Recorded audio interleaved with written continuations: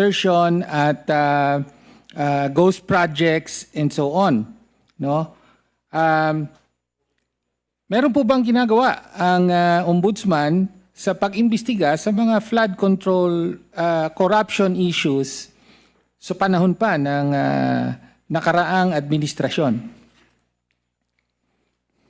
Opo, at hindi lang humadali talaga sapagkat sabihin natin, ang epicenter po ng flood control bago dumating ang Marcos administration ay Davao City. Okay. Ang ecosystem of corruption po mabigat.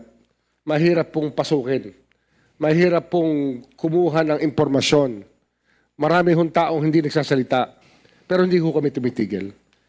Davao po yung ecosystem na aming tinutukoy. At kasi doon ho maraming pondo na pumasok daw sa flood control. Yan po yung aming kinakalap ng gusto. At meron pa ho mga lalawigan na aming tinitingnan sa panahong yon upang makita yung pattern kung saan po nagsisimula yung mga pattern, Your Honor. Okay, so